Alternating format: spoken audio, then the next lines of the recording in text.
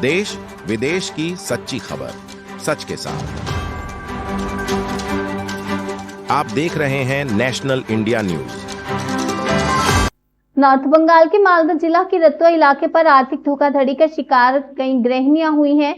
Bank खाते से 3 लाख रुपए देश के विभिन्न बैंक खातों में चले जाने से गृहिणियां काफी परेशान हैं। उनके परिवार ने इस घटना के लिए बैंक अधिकारियों को जिम्मेदार ठहराया है। गृहिणियों ने घटना की जानकारी देते हुए साइबर क्राइम पुलिस स्टेशन में शिकायत दर्ज कराई। घटना देवीपुर के चंचल्या मालदा रतुआ के दुर्गापुर इलाके की है। गृहिणी संचिता कुमार रतुआ देवीपुर ग्राम पंचायत के स्वर्णकार पारा की रहने वाली है। सोमवार को उन्हें बैंक से फोन आया कि उनके बचत खाते से देश के विभिन्न बैंक खातों में करीब 3 लाख रुपए ट्रांसफर किए गए।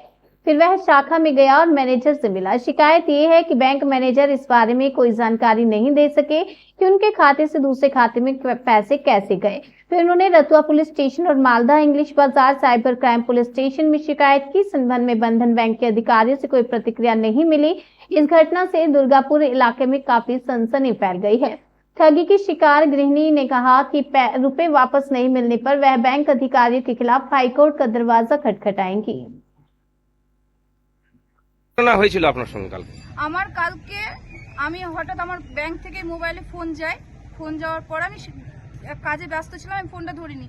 আমার হাজবেন্ড আমাকে ফোন করে ডাকে যে বলে যে তুমি চলে আসো এখানে বন্ধন ব্যাংকে, 3 লাখ টাকা তোমার উঠানো হয়ে গেছে, ব্যাংক থেকে চলে গেছে। তখন আমি ব্যাংকে আসি।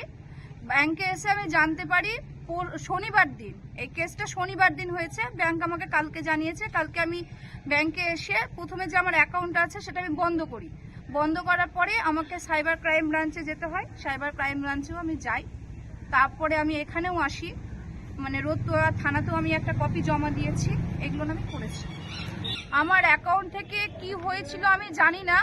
কালকে আমাকে ব্যাংক থেকে আমাকে একটা নাম্বার দেওয়া হয়েছে, এই যে নাম্বারটা লাস্টে নাম্বারটা লেখা আছে, এই নাম্বারটা দেওয়া হয়েছিল। এই নাম্বারে একটা হোয়াটসঅ্যাপে কি করে লিংক আসে না আসে আমি কিছুই জানি না, কিন্তু আমাকে এখান থেকে বলা হয়েছিল যে আপনার এই মোবাইলটা যে আছে এটা আপনার হাতে আছে, কিন্তু আপনি এটা করছেন না, আপনি এটা চালনা করছেন না, চালনা বাইরে থেকে কেউ করছে। এটা আমাকে জানানো হয়েছে কালকে। আমি কতটা সত্যি কতটা মিথ্যা কি ব্যাপার আমি কিচ্ছু জানি না। কত টাকা ছিল অ্যাকাউন্টে?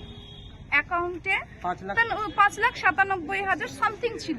কত টাকা আপনার কেটেছে? 3 লাখ টাকা কাটা হয়েছে 6 বারে। তা ছিল এটিএম বা মোবাইল লিংক? কোনো এটিএম আমি করিনি, অ্যাক্টিভ করিনি। আমি কোনো এটিএম পাইওনি। এবং আমার 10-15 দিন আগে এই সব জায়গায় খবর শোনা হচ্ছে এইভাবে টাকা চিট হচ্ছে, হ্যান হচ্ছে, ত্যান হচ্ছে। ওই জন্য আমি ফিঙ্গার যেটা আছে সেটা আমি বন্ধ করে দিয়েছি বন্ধন ব্যাংকে। তখন বলছে আপনাকে সাইবারে যেতে হবে। আমি সাইবারে গেছি। সাইবারে আমাকে বন্ধন ব্যাংক থেকে সাইবারে অনলাইনে একটা করে দিয়েছিল, নাম্বারটা 30 আমাকে করে দিয়েছিল। আপনি অভিযোগ জানিয়েছেন? হ্যাঁ, আমি এতো মালদাতে গিয়েও আমি অভিযোগ করে এসেছি। আমি চাই মানে বিচার চাই, আমি টাকাটা চাই এবং যে করছে সেটাও আমি জানতে চাই। আর আমি সাধারণ মানুষের কাছে বলতে চাই যে যাদের হচ্ছে, কালকে কিন্তু আমাকে অনেকে বলেছে যে আমার 1600 টাকা গেছে, কেউ বলেছে আমার 1 লাখ টাকা গেছে, কেউ বলছে আমার 25,000 টাকা গেছে, কিন্তু কেউ আমার সাথে কিন্তু কোঅপারেট করছে না এই মুহূর্তে। আমি চাই যার 1 টাকা গেছে সেও যাতে এসে একটা করে, তাহলে আর বাকিদের টাকাটা মার যাবে না। মানে পাবলিকের কাছে বলতে চাই যে এগিয়ে এসো, তোমরা নিশ্চিন্তে বলে একটা করো, বিচার করো। কারণ না হলে কিন্তু সবারই অ্যাকাউন্ট থেকে টাকা যাবে এইভাবে সবার। কারণ এখনকার দিনে বাচ্চাও জানে চাকরি বাকরি বলে কিছু নাই, যা করতে হবে খেটে করতে হবে। ব্যাংকেও যদি আমরা সেফ না থাকি আমরা কোথায় সেফ থাকবো?